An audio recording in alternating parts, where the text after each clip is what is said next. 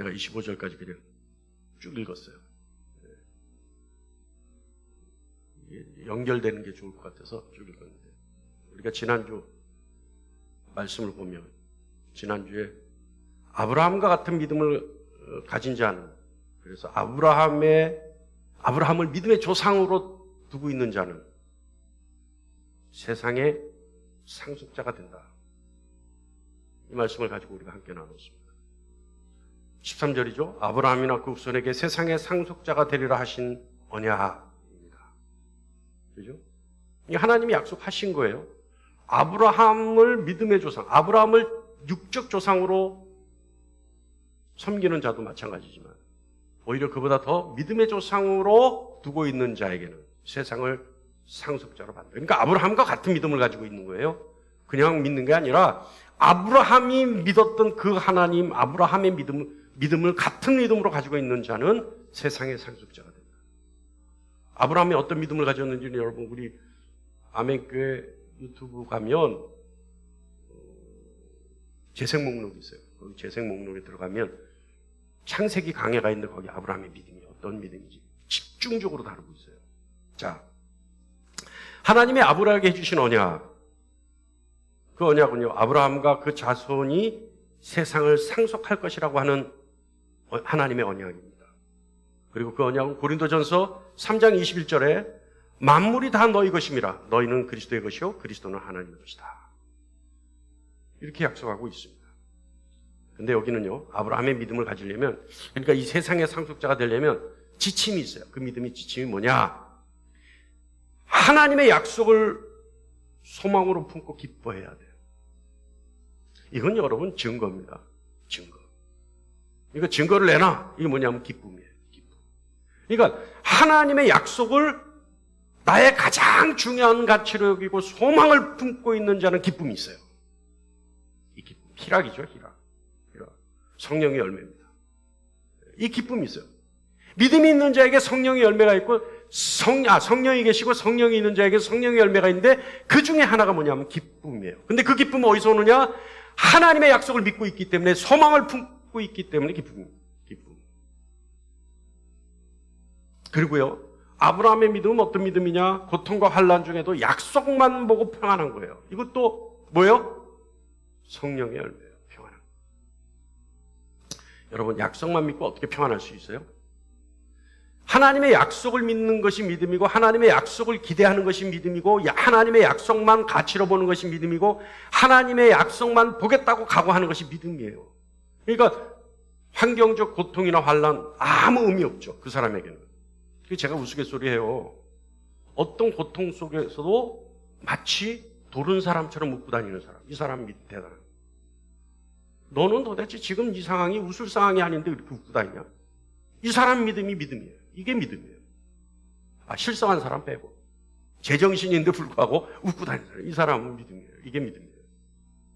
그리고요, 믿음이라는 것은요, 그리스도의 일이라면 무모할 정도로 앞으로 가는 사람, 이게 믿음이에요. 이게. 그러니까 그리스도의 일을, 하나님의 영광에 관한 일, 예수 그리스도의 십자가에 관한 일이라면 무모할 정도로 달려나가는, 앞으로 가는. 그리고 바울이 가장 중요하게 생각하는 게 뭐예요? 하나님을 영화롭게 하는 것. 하나님을 영화롭게. 그러니까 나는 주님의 십자가에 가리우고 주님의 영광만 드러나게 하는 사람. 꼴렀다고 막 무릎 꿇고 막 이 영광을, 그리고 금메달 땄다고 하나님께 영광 돌립니다. 물론 그럴 수도 있지만 그거는 하나님을 영화롭게 한다고 하기에는 함량부족. 그게 아니라 모습에서. 이 같은 믿음, 여러분, 이 같은 믿음이요. 그런데 그 증거가 뭐냐 하면 세상을 상속하는 거예요. 그러면 이 같은 믿음의 증거로 세상을 상속하는 자는 그 자의 나머지의 삶 분명히 변화가 되어져서 사람들에게 귀감이 됩니다. 그래서 16절에 그러므로 상속자가 되는 그것이 은혜에 속하기 위하여 믿음으로 되나니, 이렇게 말씀합니다. 자, 여러분 16절 다시 한번 다 같이 읽어볼까요? 시작. 그러므로 상속자가 되는 그것이 은혜에 속하기 위하여 믿음으로 되나니. 도대체 이게 무슨 말이에요? 정말 어렵죠. 이 사람이, 이거 쓴 사람이 너무 많은 공부를 했어. 이 사람은 그게 문제야. 이 사람이 공부를 좀 덜 했어야 우리 같은 사람을 위해서 글을 쓸 텐데 너무 공부를 많이 해가지고 이 사람이요. 신학자들을 위해서 글을 써버렸어요. 자, 바울은요, 자, 봅니다, 다시. 그러므로 상속자가 되는 그것이 중요한 거예요. 그것이. 그러므로 상속자가 되는 그것이 은혜에 속하기 위하여 믿음으로 되는. 그러니까 여기 지금 은혜와 믿음이 무슨 함수 관계가 있는 거예요. 그죠? 함수 관계가 있어요. 상관관계가 있어요. 여기 은혜와 믿음이. 자, 오늘 그걸 집중적으로 한번 다뤄볼게요. 자, 바울은요, 세상의 상속자가 되는 것은 은혜라고 얘기합니다. 은혜. 근데 우리 아까 그랬죠? 믿음이 상속자가 되는데 바울은 또 은혜가 상속자가 된다는 거예요. 은혜가. 자, 그렇다면 잘 들으세요. 세상의 상속자가 되는 것에 가장 중요한 역할을 차지하는 게 뭐예요? 하나님의 은혜예요. 그러니까 하나님이 하시는 일이 절대적 비중을 차지하는 것이 우리가 세상의 상속자가 되는 거예요. 그러니까 내가 세상의 상속자가 되기 위해서 뭘 해야 돼요? 하나님이 나를 위해 절대적으로 일해 주셔야 되는 거예요. 할렐루야. 그러니까 뭐예요? 내가 할 수 있는 게 뭐예요? 믿음인데 그 믿음도 은혜에 속하는 것이고, 은혜가 있어야 하나님이 하시는데 하나님이 하셔야지만 내가 세상의 상속자가 되는 거예요. 이거 복잡해요, 지금. 여러분, 학창 시절을 생각하시면 수학 잘하셨습니까? 왜 두뇌가 있잖아요. 이과, 문과, 두뇌들이 다르잖아요. 예? 은혜가 발달하면 뭐가 돼요? 뭐가 좋아요? 예? 수학적. 이제 이과적 두뇌가, 맞죠? 은혜죠, 그게? 맞아요? 예? 아니에요? 몰라요? 아, 그럼 다 모르면 내가 막 할게요, 그냥. 자네예요? 수학이 자네예요? 아, 그래요? 아, 나는 왜 그렇게 기억하냐면, 이 좌뇌가 발달한 사람은 오른손잡이고, 우뇌가 발달한 사람은 왼손잡이에요. 근데 왼손잡이가 수학을 잘한다고 들었거든. 그래서 나는 우뇌라고 생각해. 하여간 나중에. 오늘은 그냥 제가 하는 얘기가 맞는 거예요. 다음 주에 찾아보고 정확히 얘기해 주세요. 네. 여러분, 수학적 두뇌가 지금은 필요해요. 제가 그 얘기를 하려고 얘기를 하고. 지금 여러분 수학적 두뇌가 필요해요. 그리고 집중력이 필요해요. 자, 우리 한번 보죠. 여러분 집중력이 있어요. 제가 아까도 여기 앉아서 너무 기도를 했는데 하나님이 오늘 이 말씀이 우리 성도들에게는 모두가 해석되어지고 이해되어지고 납득되어지고 받아들여지게 해주세요. 오늘 굉장히 중요합니다. 자, 좀 전에 얘기했듯이 아브라함의 믿음이 있는 자는 세상의 상속자가 됩니다. 그런데 바울은 우리가 조금 전에 읽었던 16절 말씀처럼 세상의 상속자가 되는 그것을 위하여 은혜가 필요하다는 거예요. 그건 무슨 말이냐 하면 세상의 상속자가 되어질 수 있는 모든 일을 하나님이 하셔야 된다는 얘기거든요. 자, 그럼 바울은 이 얘기를 왜 하느냐? 많은 이 혼란스러운 얘기들을 왜 하느냐? 자, 이제 봅니다. 13절에 아브라함이나 그 후손에게 세상의 상속자가 되리라 하신 언약은 율법으로 말미암은 것이 아니요 오직 믿음의 의로 말미암은 것이니. 그러니까 믿음의 의로 말미암는 거예요. 근데 여러분 잘 보세요. 여기서 우리가 13절 보면 믿음으로 되는 것이 아니라 뭐로 된다? 믿음의 의로 된다는 거예요. 믿음의 의로. 믿음으로 되는 것이 아니라 믿음의 의로 된다는 거예요. 의로. 세상의 상속자는. 자, 그러니까 우리가 이게 깊이 있게 들어가 봐야 되는 거예요. 그래야 내가 믿음이 있는데 왜 나는 세상의 상속자가 안 돼? 이런 얘기를 안 한다 이 말이야. 그럼 내가 세상의 상속자가 되기 위해서는 나에게 무엇이 있어야 되느냐? 오늘 그걸 알아야 된다는 거죠. 할렐루야. 자, 믿음의 의로 된다는 거예요. 자, 그렇다면 믿음의 의. 이거는 우리에게 없는 의입니다. 우리에게 믿음이 있다면 하나님이 우리의 것으로 인정해 주시는 것이 의입니다. 그죠? 그러니까 믿음이 있다 하더라도 하나님이 우리에게 믿음의 의로 인정하지 않으면 그 믿음은 사실 뭐다? 그 믿음은 뭐다? 믿음이 아니에요. 그러니까 나더러 주여 주여 하는 자마다 다 하늘에 가는 것이 아니라 아버지 뜻대로 행하는 자라야 하늘에 들어간다는 주님 말씀하고 같은 거예요. 내가 주님 이름으로 모든 일을 행하였습니다 하더라도 주님이 나는 너를 정녕 알지 못하리라 한다면 그 믿음이 헛된 믿음이에요. 지질이 궁상맞은 인생을 사는 사람이에요. 왜요? 아니 어차피 구원 못 받을 거 세상에서 좀 즐기다가 가면 후회나 덜하지. 궁상맞게 믿는답시고 아무것도 못하고 율법에 사로잡혀서 평생 지질이 궁상으로 살다가 주님이 모른다 그래버려요. 그 인생 어떻게 되돌릴 거예요? 그러니까 여러분 이왕 믿는 거 뭘로 믿어라? 확실하게 믿어요. 주님이 생명책에 기록하는 믿음으로 믿어야 되는 거예요. 하나님이 그 의를 인정하는 믿음으로 믿어야 된다는 거죠. 할렐루야, 할렐루야. 자, 세상의 상속자는 우리의 믿음을 통해 하나님의 의가 우리에게 전가되어질 때 우리가 누릴 수 있는 권리입니다. 그러니까 여러분 우리가 이런 말씀을요 뼈 때리는 요즘 뭐죠? 요즘 젊은이들 얘기 뼈 때리는 얘기라고 그러죠. 뼈 때리는 얘기. 여러분 설교 시간에 뼈 때리는 얘기를 들어야 돼. 뼈 맞는 얘기를 들어야 돼. 그래서 뼈에 사무쳐야 돼 막.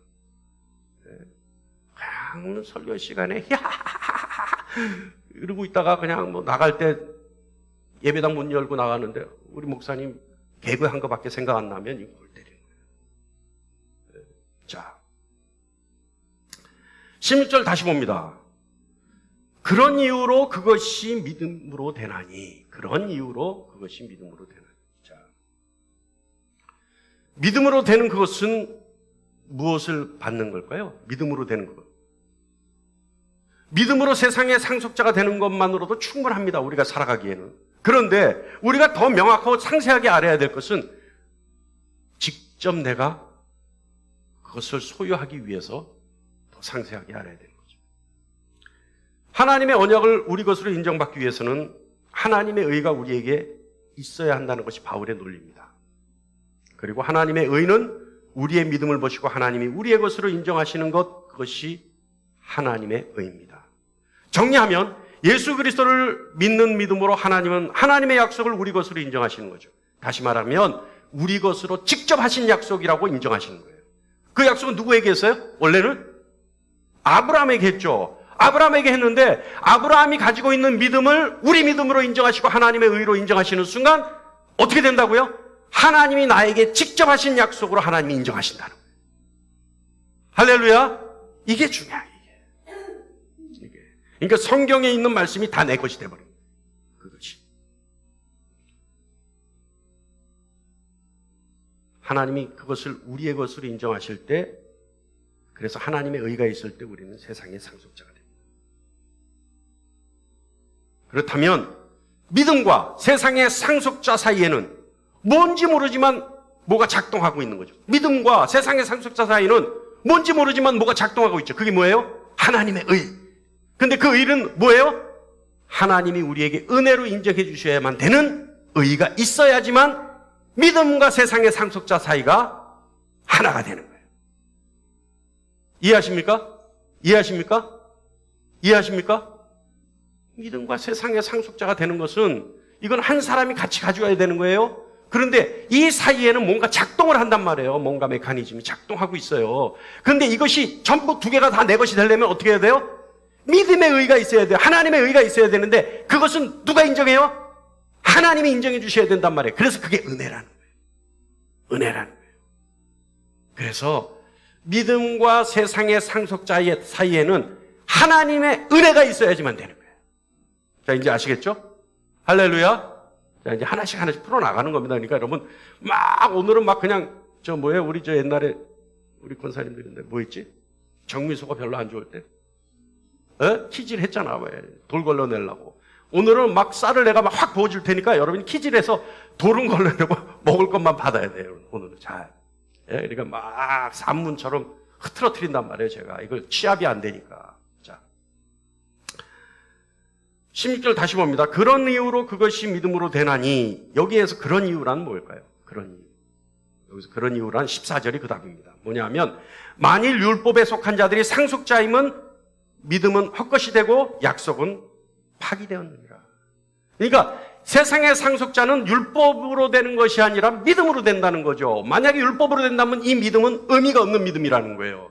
이 믿음 자체가 하나님이 강조할 필요가 없는 거예요. 약속이 파기되는 것과 같은 효력이 생긴다는 거죠. 여러분, 여기서 우리가 생각할 것 율법입니다. 율법은 뭘까요? 여러분이 가지고 있는 신앙적 행위가 전부 율법이에요. 그 신앙적 행위가 나를 사로잡고 있다면 전부 율법이에요. 오히려 그것을 자랑스럽게 생각한다는 그건 뭐예요? 예수님이 항상 하신 말씀, 외식하는 자가 돼. 내가 하나님께 복 받기 위해서 뭔가 받기 위해서 하는 행위 모든 것이 다 율법이에요. 내가 하나님께 복 받기 위해서 11조 한다. 이거 율법이에요. 율법. 이거 없애버려야 돼. 아예 그냥 11조로 그냥 딴 데 가서 적선하는 게 나아. 그런 마음으로 하나님께 11조 하는 거 아니에요. 그런 마음으로 헌금하는 것도 아니에요. 내가 하나님께 잘 보이기 위해서 헌금한다. 절대 안 돼. 절대 안 돼. 그건 썩은 내 나는 재물이에요. 내가 하나님께 뭔가 하기 위해서 헌신한다. 봉사한다. 절대 안 돼요. 하나님 받지도 않아요. 하나님이 너는 이를 갈리라. 다 아니란 말이야. 그게 다 율법이에요. 왜? 내가 하는 신앙적 행위 전부가 율법이에요. 이게 율법이에요. 이걸로는 될 수가 없다는 거예요. 이걸로는. 하나님이 우리에게 요구하시는 것은 그런 율법적 행위가 아니라 뭐라고요? 믿음이라는 거예요. 믿음.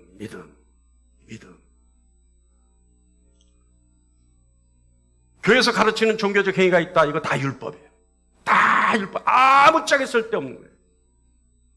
장로 어떻게 해야 된다, 권사 어떻게 해야 된다, 집사 어떻게 해야 된다. 다 율법이에요. 다 율법. 다 율법. 의미 없어요. 아무것도 의미 없어요. 오직 뭐가 있어야 된다? 믿음.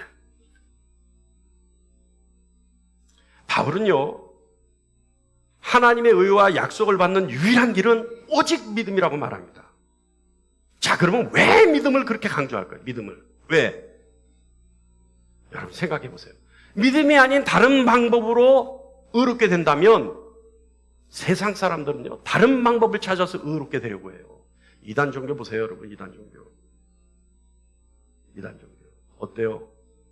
구원은 다른 곳에 있는 것처럼 해서 전부 돼요. 헌금 받고 재산 바치라고. 이거 바치면 마치 하늘 근구.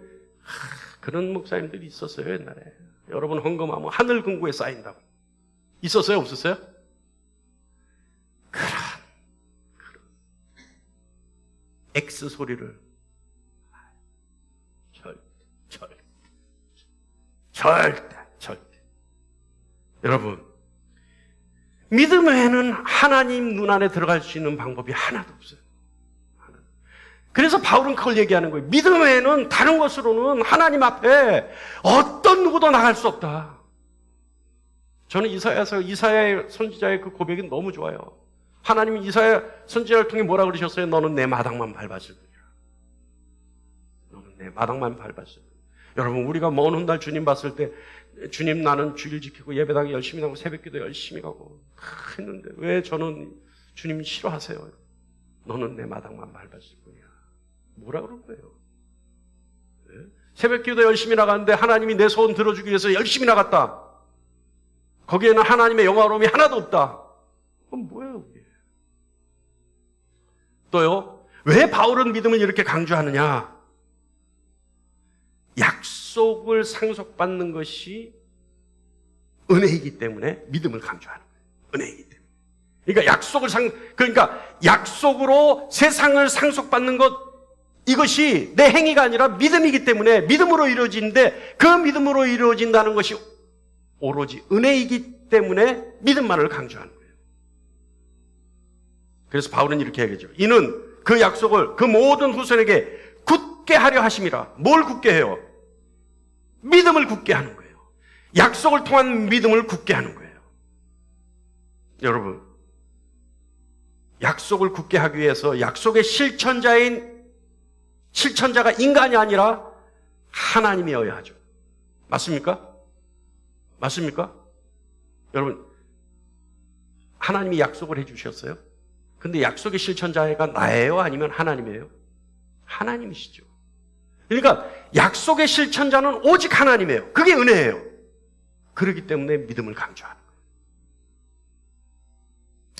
바울은요, 무엇을 말하느냐 하면 믿음, 세상의 상속자, 그리고 하나님의 의, 그리고 하나님의 은혜를 반복해서 강조하죠.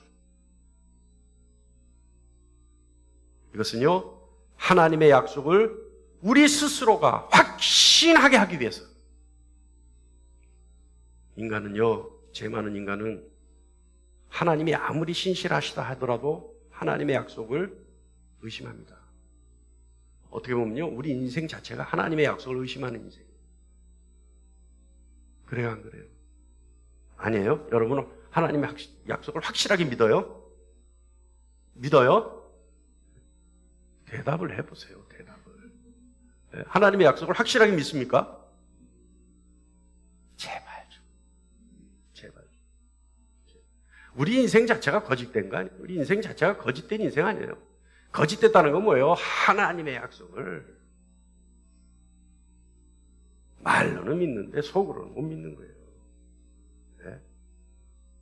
그런데요, 인생의 고통과 유혹 속에서도 하나님의 약속에 대한 확고한 믿음이 있는 참 그리스도인들은 언제나 하나님의 도우심과 동행을 맛보게 됩니다.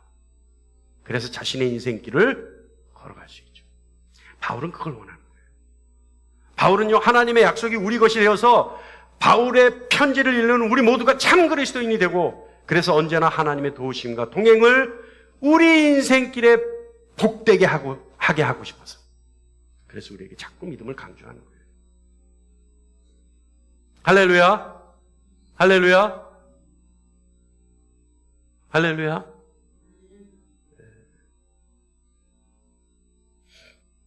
나는 우리 교회 성도님들하고 이렇게 예배 시간에 마주보면 담임 목사의 교육 부족인지 여러분의 고집의 완고함 때문인지, 네? 네? 어떤 우리 그때 부흥회할 때 간증하시던 그분 생각나잖아요. 이 교회는 아멘 교회인데 왜 이렇게 아멘을 안 해요? 그래서 제가 속으로 그래서 이분들이 다 우리 교회 이름을 까먹고 다녀요. 망각의 축복을 너무 받아서. 할렐루야. 자, 우리가 세상의 상속자가 된다는 약속, 그것은 무엇이 보장해 줄까요? 아까도 얘기 계속 했던 거예요. 지금 이제 이리 치고 저리 치고 막 치는 거예요. 제가 그러면 여러분 머릿속에 팍팍 박히라고. 자, 세상의 상속자가 된다는 약속 하나님이 하셨잖아요. 무엇이 보장해요? 할렐루야. 은혜가 보장하죠. 우리가 세상의 상속자가 된다라고 하는 하나님의 약속이 무엇이 증명해 주냐, 증거해 주냐? 하나님의 은혜가 증거해 주는 거예요. 이거 다시 말하면 하나님의 은혜가 있어야 우리가 세상의 상속자가 되고, 하나님의 은혜가 있어야 우리가 믿는 자가 되고, 하나님의 은혜가 있어야 우리가 참 그리스도인이 되는 거예요. 여러분, 믿음이 중요하죠. 믿음은 뭐예요? 우리의 마음의 상태죠. 믿음이라는 건 우리의 마음의 상태예요. 우리 마음의 상태가 어디를 향하고 있느냐? 이것이 믿음이에요. 우리의 마음의 상태가 세상을 향하고 있으면 뭐예요? 불신자죠. 우리의 마음의 상태가 오직 예수 그리스도의 십자가만 보고 있다면 그건 뭐예요? 예수쟁이죠. 맞습니까? 맞습니까? 왜 우리는 예수쟁이가 되는 거예요? 우리의 마음의 상태, 오직 예수 그리스도밖에 안 보일 때 참 그리스도인이 되는 거죠. 맞습니까? 할렐루야? 할렐루야? 이거 되는 거예요. 자, 믿음이라는 마음의 상태, 이 상태가 되어야지만 하나님의 은혜를 얻을 수 있어요. 이 상태. 믿음이라는 마음의 상태. 그리고 하나님의 은혜는 하나님의 약속을 확정짓는 가장 근본이 되는 중요한 요인이에요. 이해하십니까? 막 지금 제가 던지는 거예요. 여러분 잘 들으세요. 하나님의 은혜는 하나님의 약속을 우리에게 확정짓는 가장 근본이 되는 요인이에요. 그러니까 이게 뭐냐? 쉽게 얘기하면 하나님의 은혜가 있어야 믿음도 있고, 믿음이 있어야 그 믿음이 참 믿음이 되고, 믿음이 있어야 세상의 상속자가 되고, 믿음이 있어야 하나님과 동행하게 되고, 믿음이 있어야 하나님의 백성이 되고 자녀가 되고, 믿음이 있어야 그리스도 예수 안에서 모든 것을 할 수 있는 사람이 되는 겁니다. 할렐루야. 근데 그 중요한 믿음이 은혜라는 거예요. 은혜라는 거예요. 그래서 이 은혜가 가장 가장 근본적인 요인이 된다. 왜 믿음이 중요할까요? 그 믿음이 은혜에 속하기 때문에 믿음이 중요한 것. 그것이 왜 중요하냐면 믿음은 하나님의 은혜가 보장해 주기 때문에 중요합니다. 우리가 영원한 미래를 보장받는 것 언제나 하나님의 은혜 안에 있는 겁니다. 지금 여러분 왜 은혜를 이렇게 강조하는지 나중에 들으면 알아요. 잘 들으세요. 그래서 어쩌라고 막 이랬죠 지금 속으로? 예? 그럼 어쩌라고 나보고? 다 은혜면 나는 뭘 하라고? 이럴 거 아니에요 속으로 지금? 꿰뚫어 보고 있죠. 제가 돗자리 깔았어요 벌써. 근데 잘 들으면 안다니까 나중에. 그래서 은혜가 중요한 거구나. 은혜는요, 하나님이 자기 백성을 하나님의 영광으로 옮기는 값없이 행하시는 일이 은혜입니다. 할렐루야. 은혜는 우리가 하나님의 유업을 받았다는 확증하는 하나님의 목적이에요. 은혜는 우리가 누릴 수 있는 모든 보장의 기초적인 작업이 은혜예요. 그리고 믿음은 하나님의 은혜로 이루어지는 하나님을 증거하는 유일한 마음의 상태가 믿음입니다. 나중에 써드릴게요. 써드릴게요. 그러니까 믿음은 내 마음의 상태인데 믿음의 마음의 상태가 뭐예요? 내가 믿음이라는 마음의 상태가 뭐냐면 내가 하나님의 은혜를 입었다라고 하는 증거가 믿음이라는 거예요. 헷갈리죠. 근데 여러분 이게 기가 막힌 말들이에요, 이 말들이. 여러분 그러면 은혜에 반대되는 개념이 뭐예요? 노임이에요, 노임. 보수. 은혜에 반대되는 개념이 공적, 내 의. 내가 마땅히 받아야 할 임금. 이게 뭐예요? 은혜에 반대되는 개념이에요. 그러니까 내가 복 받기 위해서 11조 했다. 이건 뭐예요? 너희 내놔라 이거예요. 내가 너한테 빌려줬으니 나한테 갚아라 이거 아니에요. 근데 하나님은 사랑이 풍성하시니까 내가 하나 드리면 10배 주신다. 믿고 헌금했다면 그게 뭐예요? 내가 하나님 앞에 내 의를 드러내고 내놓으라는 거 아니에요. 이게 은혜에 반대되는 개념이라는 거죠. 아시겠습니까, 여러분? 아시겠습니까? 예? 내가 제일 경멸하는 사람들이 어떤 사람이에요? 11조 하면 뭐가 생기고 뭐가 되고 11조 띄어먹으면 갚을 일이 반드시 생기고 건축 헌금 뭐 하면 뭐가 되고 그게 뭐라고요? 율법이라는 거예요. 은혜에 반대되는 개념이에요. 그게 보수라는 거예요. 내 의, 공적. 내가 한 거 내놔라 하나님 앞에.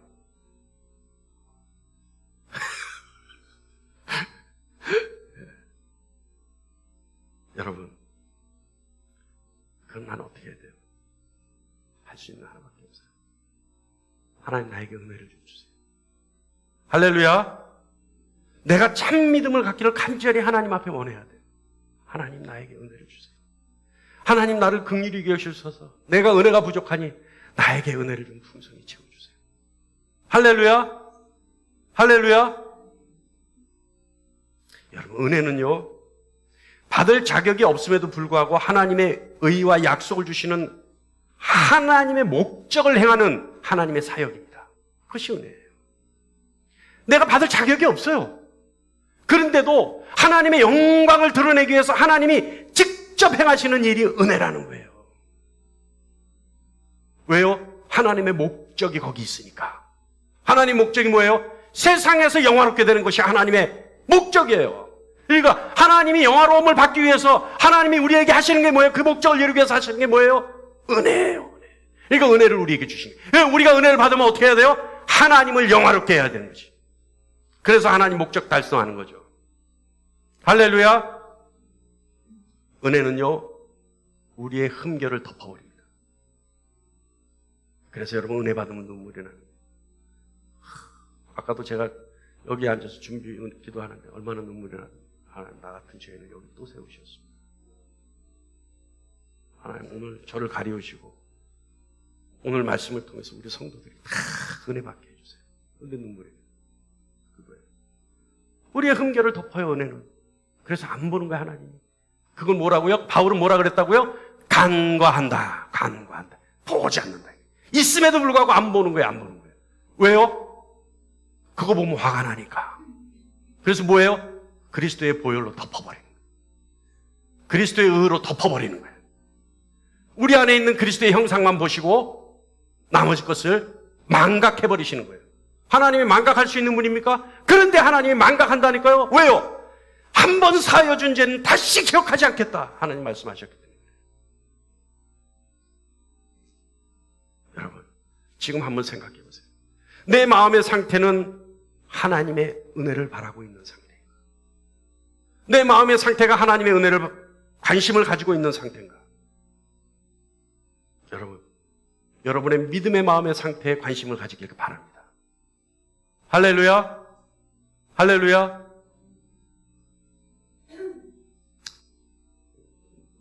중요한 얘기가 또 있는데 그건 나중에 같이 한번 할게요. 오늘 시간이 너무 많이 가서.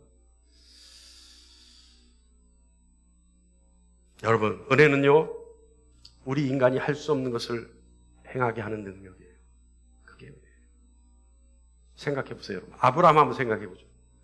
아브라함 약속할 당시에, 하나님이 아브라함에게 약속할 당시에 이삭이 있었습니까? 없었습니까? 근데요, 하나님이 아브라함에게 약속할 당시에 이삭이 없었는데도 불구하고 하나님의 약속은 이삭이 없으면 이루어지지 않아요. 그죠? 맞습니까? 그런데 생각해 보세요. 그때 아브라함이 99세고 사라가 90세예요. 이게 나이가 중요한 게 아니라 사라가 90대 될 때까지 불임 여성이었어요. 그땐 차병원도 없었단 말이에요. 네?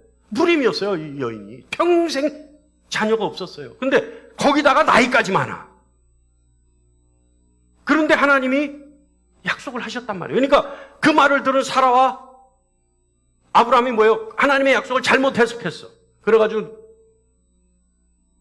하갈을 편법으로 동원하죠. 그래서 이스마엘이라는 아들을 가져요. 근데 하나님 말씀하시잖아요. 아니다라는 거예요. 아니다라는 거예요. 사람 몸에서 난 자라야 내시다라는 거예요. 내시다. 이거 약속의 조건이었어요.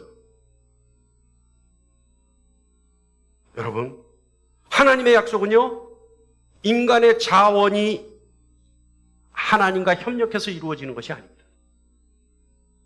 이 중요한 거예요. 하나님이 약속하신 것은요, 인간의 자원하고 인간의 능력이 하나님과 합력해서 이루어지는 게 아니에요. 하나님의 약속은 하나님이 일방적인 주권을 가지고 하나님이 행하시는 일이에요. 인간이 할 수 없는 일, 그것을 하나님의 주권적 은혜로 행하여 주시는 일이 하나님의 약속이에요. 할렐루야! 그래서 바울은 이 사실을 설명하기 위해서 19절 말씀 한번 볼까요?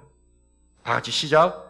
그가 100세나 되어 자기 몸이 죽은 것 같고 사라의 태가 죽은 것 같음을 알고도 믿음이 약하여지지 아니하고.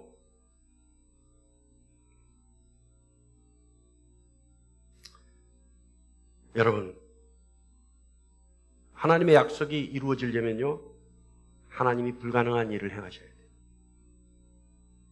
인간이 할 수 없는 일, 다시 말하면 죽은 자를 살리며 없는 것을 있게 하시는 그 일이 반드시 이루어져야 하나님의 약속이 이루어집니다.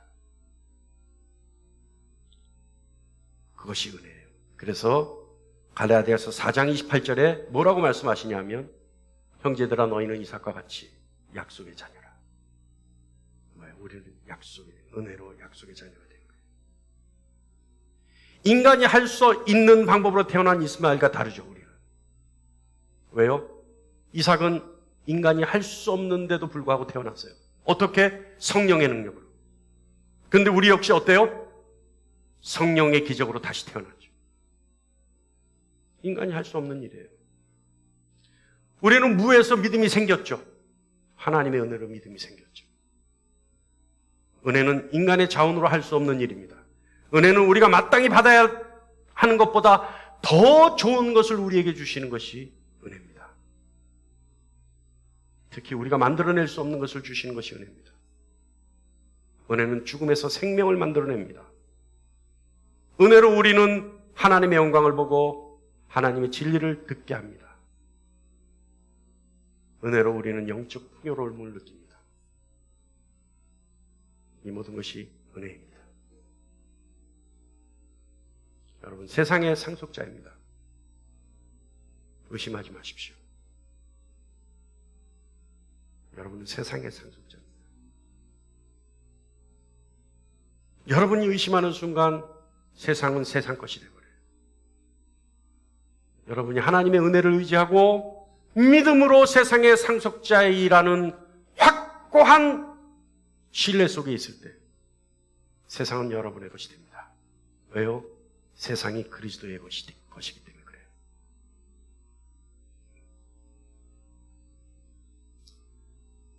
왜 은혜라고 얘기하느냐? 지금 은혜를 왜 강조하느냐? 왜 오직 은혜만을 구해야 된다고 강조하느냐? 기독교인들 중에도요, 많은 분들이 그래요. 아이고, 내 나이가 몇인데 이제 와서, 아이고, 다 없어졌는데 이제 와서, 힘 빠지고 병 들었는데 이제 와서 뭘 어떻게 하라고? 그런 체념들 할까봐 여러분의 것으로, 여러분의 자원으로 하는 게 아니라니까요. 오직 뭐로 한다고요? 하나님의 것으로 하신다고요. 하나님의 은혜로 하신다고요. 하나님의 것으로 부으신다고요. 하나님의 것으로 채워주신다고요. 그러니까 은혜만 바라야 되는 거예요. 은혜만. 하나님이 나를 통해 행하시는 놀라운 능력만 기대해야 되는 거예요. 할렐루야. 왜요? 세상을 상속받기 위해서. 우리 고등학교 선배님 김영석 박사님이 우리 후배 목사들 앉혀놓고 강의하실 때 제가 있었는데, 그분 그래요. 자기가 백수를 살다 보니까 제일 중요한 때가 언제냐? 인생 60이었대요. 인생 60대부터 공부를 시작해야 된대. 그래야 100세를 산다. 인생 60에 모든 걸 포기해버리면요, 그때는 노인네 소리 듣는다. 근데 자기는 인생 60에 다시 공부를 시작했대. 그랬더니 백수를 누른대. 다시 시작한다는 거예요. 다시. 여러분, 오직 하나님의 은혜를 구하는 저와 여러분 되기를 간절히 축원합니다. 왜요? 세상을 상속받기 위해서. 세상을 상속받기 위해서. 아까 제가 서두에 그랬죠? 우리 믿음이 다 달라요. 우리의 믿음 분량이 다 달라요. 하나님이 우리를 향하신 목적이 다 달라요. 그러나 하나님이 나를 향하신 그 목적이 크든 작든, 내 달란트가 크든 작든, 내 능력이 있든 없든, 하나님이 나에게 가지고 계신 기대와 자존심을 충족시켜 드릴 때 하나님은 나를 용납하십니다. 용납이라는 게 뭐예요, 여러분? 많이 있든 적게 있든, 똑똑하던 바보 같던, 흠결이 있던 경건하던, 하나님이 그저 있는 모습 그대로 받아주는 것이 용납이에요. 100을 가진 자를 받아줘도 용납이고, 하나를 가진 자를 받아줘도 용납이에요. 여러분의 믿음이 완성되어져서 하나님의 목적을 이룰 때 여러분은 세상의 상속자가 되고 하나님은 여러분을 용납하십니다. 하나님을 영화롭게 하는 저와 여러분 되기를 간절히 축원합니다.